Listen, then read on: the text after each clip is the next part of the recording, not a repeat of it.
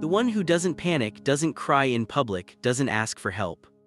But somehow you can feel there's a storm behind their quiet eyes. Have you noticed how some people laugh at serious moments and go silent when everyone else is celebrating? They listen more than they talk.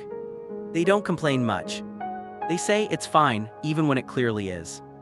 At first it looks like strength, like confidence, like emotional control. But here's the strange truth. Sometimes that calm is not peace. Sometimes it's what happens when a person has already survived too much. When you go through pain again and again, your mind learns something very quickly. It learns that emotions are expensive. That hopping too much hurts. That trusting too easily can break you. So the brain does what it's designed to do.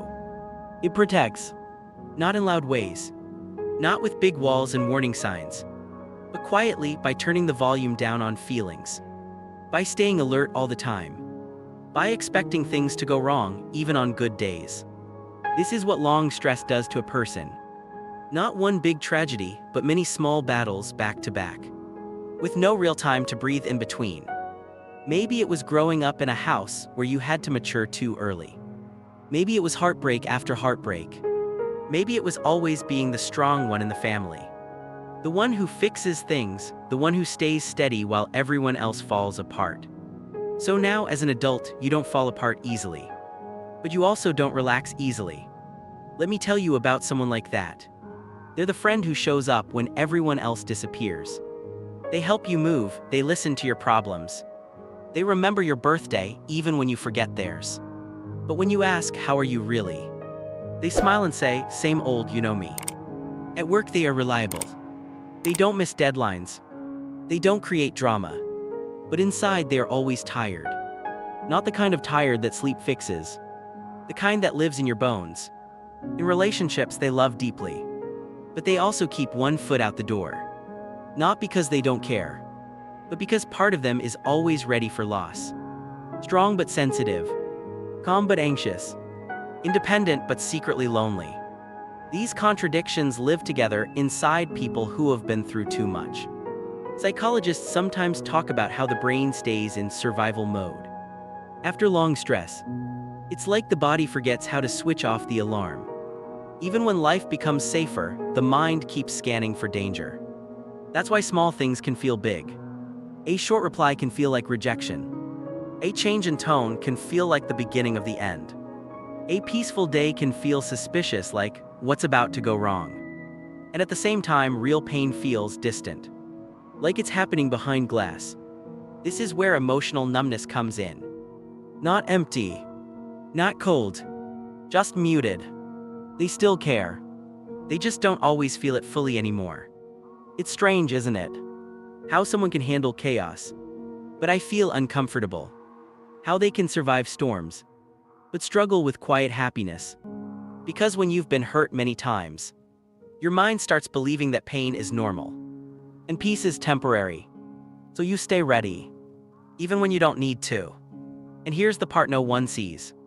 At night when everything is quiet, that calm person overthinks, replays conversations. I wonder if they said too much, or not enough. They remember things they pretend don't matter anymore. They carry grief that doesn't have a name. Not one big loss, just 1,000 small disappointments. Dreams that didn't work out. People who changed. Versions of themselves they never got to be. They don't talk about it, because they don't want to be a burden. And also because they're not sure how to explain it. How do you say, I'm tired of being strong, when everyone only knows you as the strong one? If this sounds like you, I want to ask you something. How old are you, and where are you watching from right now? Tell me in the comments. I really want to know who I'm talking to tonight. And tell me this too. When someone asks how you're doing, do you answer honestly? Or do you automatically say, I'm fine? People who have been through too much often develop powerful coping habits. They become problem solvers. They become emotionally aware. They read the room well. They sense when something is off, even before words are spoken. This is emotional intelligence born from survival. But survival skills are not the same as healing skills. You can be strong and still be hurting. You can be wise and still be tired. You can be functional and still feel empty.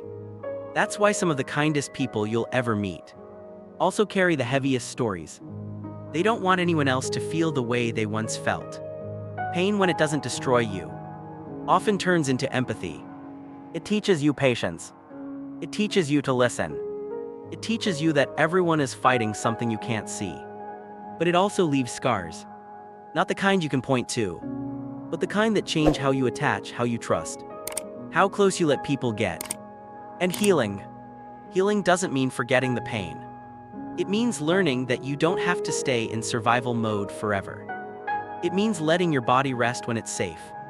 Letting yourself feel joy without waiting for it to disappear. Letting people help you, even when you're used to doing everything alone. Slowly, very slowly. Teaching your nervous system that the war is not happening right now. That it's okay to breathe. Some people think healing is dramatic. Big breakthroughs, big emotional moments. But most of the time, healing is quiet. It's choosing softer mornings. It's saying no when you're tired. It's letting yourself cry without apologizing for it. It's realizing that you don't need to earn rest. And maybe the hardest part, it's accepting that you deserve a life that is more than just surviving. If you've been through too much, your personality was shaped by storms. But storms also shape mountains. They carve valleys. They create rivers. They leave depth. Your sensitivity, your awareness, your strength. None of that is an accident. But you are not meant to live forever in defense mode. You are not meant to be just the one who holds everything together. You are allowed to be held too. So if you're listening to this and feeling seen, I want you to know, you're not broken for feeling tired. You're not weak for needing rest. And you're not strange for feeling strong and fragile at the same time. That combination, that's what happens when a heart learns to survive, without losing its ability to care. Before we end, I want to ask you one more thing. Do you think your past made you stronger? Or did it just make you quieter? Tell me in the comments. I read them and your stories matter here. People who have been through too much are like old lighthouses on rough coasts. They've been hit by waves for years. Paint-chipped walls cracked. But they still stand. Still shining, still guiding, still showing others the way through darkness. Not because they were never hurt, but because they learned how to stay standing in the storm. And maybe now, it's time they rest in the light they've been giving to everyone else. If this video spoke to you, stay here with me. There are more stories like this and maybe more healing too. Subscribe if you want to keep these late night talks going. And if you think someone you love has been through too much, maybe share this with them quietly, gently. Like leaving a soft note on their door that says, I see you. And wherever you are in the world right now, whatever age you are, thank you for being here with me tonight.